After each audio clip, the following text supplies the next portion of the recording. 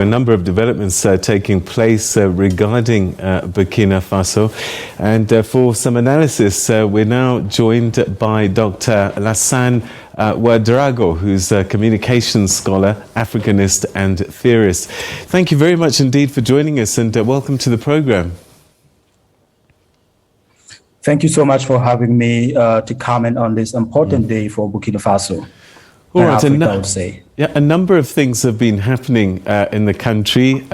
We have this coup and former President Campore being released. But let's start with Thomas Sankara. The widow says that this has just seen justice being served, and she now hopes for peace in the country. Your thoughts as people were found guilty by the military court? Well, this trial has been going on for the past 6 months. It lasted 6 months, and the people of Burkina Faso have been waiting for this trial for over 30 years. So clearly, this result is something that pleases everyone in Burkina Faso. The majority of the people are seeing that finally we're reaching a point where justice is being said. So justice delayed is justice denied, but now we cannot talk about justice denied in the sense that it has been said. This is a very interesting moment for Burkina Faso, which needs to absolutely talk with itself, talk among themselves.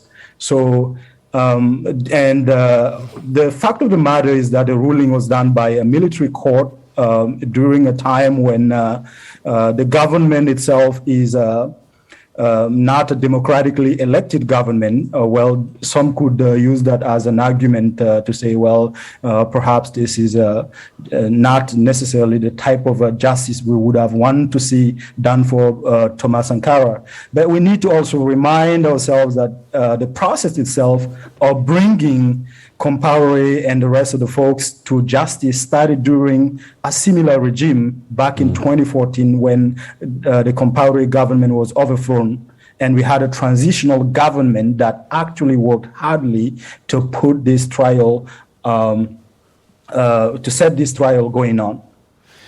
For the Burkina Faso people today, whether it's a military court that is ruling this or a civilian court, it doesn't really matter. The fact of the matter is that we have justice, and we now can talk among ourselves to move toward reconciliation. Yeah. Listening to the evidence, was it compelling evidence that people watching can say this was sufficient, this was a just conviction? Absolutely. You know, for the everyday folk, every day going about their lives, we all know that Sankara was killed in 1987. We know that after the killing of Sankara, Blaise Compaoré came to power. We know that right after the killing of Sankara, Blaise Compaoré emerged as the new leader and putting aside everything that he did together with Sankara and reversing everything and blaming Sankara for all kinds of stuff. So what we didn't have is just the justice by the judicial system. Otherwise, we all, you know, for the everyday folk, it was clear that the murder of Sankara was orchestrated by Blaise Compaoré. There was no doubt about that. But we needed to hear that said in a courtroom, and that was what has been served, and we're all happy about that. I suppose in some ways this is more symbolic because former President Campore lives comfortably in Ivory Coast with very little chance of extradition and actually ever seeing any jail time.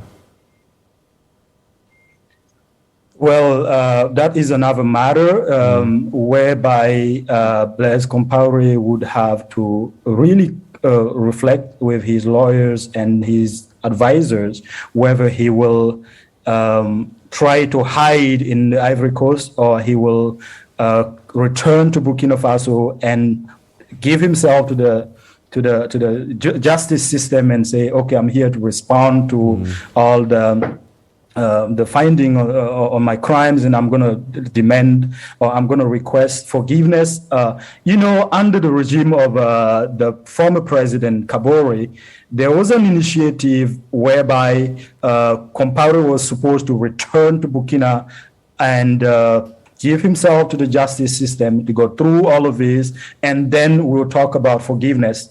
In Burkina, people are really quick to forgive. If Blaise Compaoré is to return to Burkina today and say, here am I, I've been found guilty of the murder of President Sankara, and I'm asking for forgiveness for the sake of reconciling the Burkinabe, which everyone is talking about, whether it's the regime, the new military regime, or the departed regime of Campore, or even the folks who are in Burkina and still supporting Compaoré. There's still this talk about reconciliation.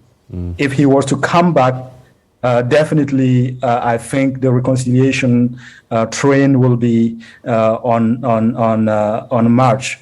But if he decided to conceal himself in Côte d'Ivoire, taking Ivorian citizenship, well, we all know that the political system in Côte d'Ivoire is also going to change.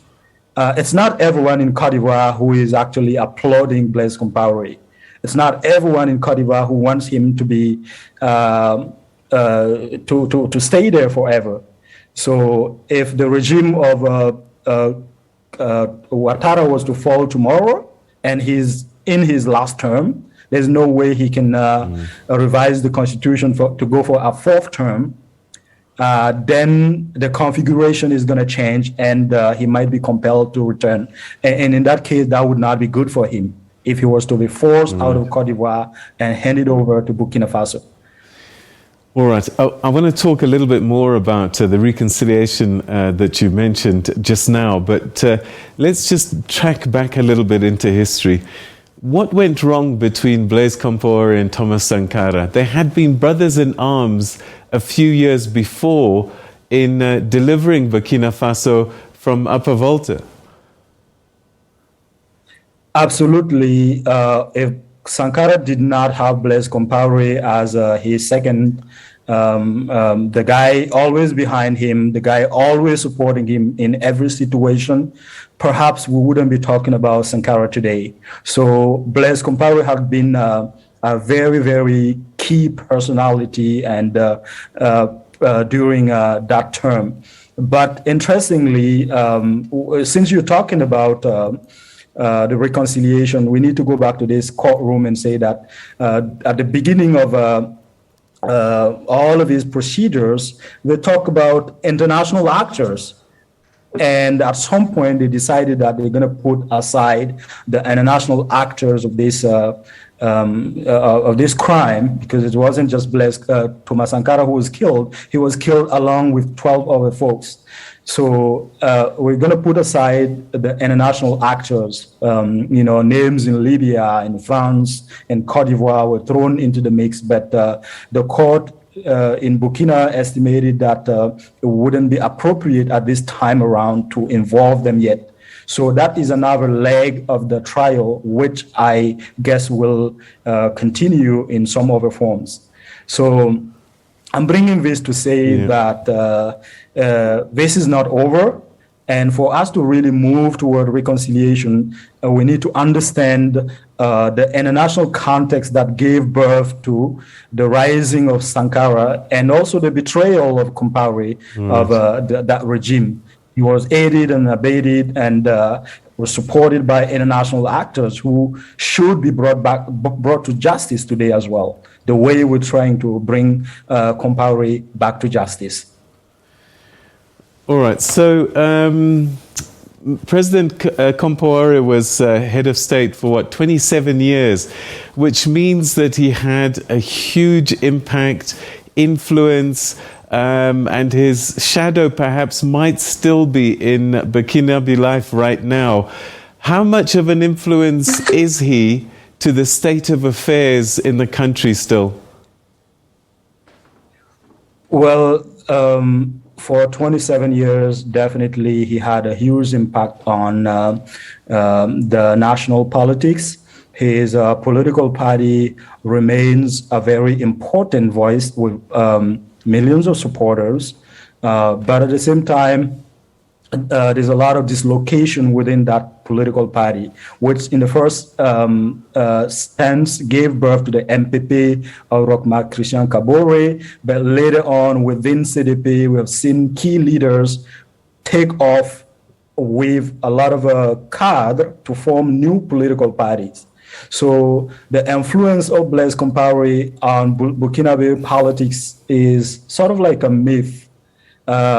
We talk about it, but we don't really see it. The sitting government played along with that for so long, blaming Campore for the terrorist attacks, specifically at the beginning of the political crisis in 2016, blaming Campore for being behind all the terrorist attacks and so on and so forth. But today, within Burkinabe politics, Blaise Compaoré still weighs something. He's still something. We cannot deny that. But the fact of the matter is that the party is pretty much balkanized, and it is really hard to say that he can come back in or he can give a support to anyone and to allow them to rise up as a leader in Burkina Faso in this current context. Do you think that these convictions might be a step forward in terms of trying to find peace, reconciliation, and a new order for Burkina Faso? Definitely, this is the way forward toward reconciling the Burkinabe. For a young Burkinabe person today, this trial is saying to her that there's a possibility of justice in this country. No matter who you are, no matter how long it takes, you can be brought to justice. And that is not nothing for a country that is struggling with fundamentalism, a country that is struggling with the very idea of belonging to one thing. So I have talked a lot about how Burkinabe in the countryside, in certain zones, do not really identify with this nation state. And that is why it is easy for them to join arms groups. It is easy to convince them to take arms and weapons and join fundamentalists. So today, if we're told that even the most, powerful Blaise Compaoré can be brought to justice, that is not nothing. And to me, this is a beginning of a reconciliation, but it depends on how the current political actors are going to utilize the results of these trials to bring us together. It shouldn't be a moment of dividing, but a moment of bringing people together. And I believe that whether it's the widow of Sankara or the hundreds and hundreds of young people who are identifying as Sankaris today in Burkina Faso, this is not a moment when they say, "Oh, okay, let's find whoever was supporting Blaise Compaoré and hurt them, or let's do that." No, it's a moment of saying, finally, we can bury this Sankara. We can bring Sankara. We can lay Sankara to rest. We can celebrate his funeral, because up to today there hasn't been any funeral for President Sankara, because his family doesn't know what happened to him. Who killed him? What happened? We had no idea before this trial. And I think in the next weeks we will be hearing more about certainly about a funeral or other procedures that might go in that direction. Dr. Ouedraogo, your insights always greatly appreciated on the program. Thank you so much indeed for joining us tonight and helping us make sense of what these guilty verdicts of the people that were involved in the killing of Thomas Sankara may mean for your country. Thank you so much indeed for joining us. Thank you so much for having me. All right. Okay, that's another conversation that we had today with Dr Lassane Ouedraogo, who's a communications scholar, an Africanist and a theorist, helping us unpack what's been happening in Burkina Faso. Yesterday, former President Blaise Compaoré and 10 others found guilty of the assassination of Thomas Sankara.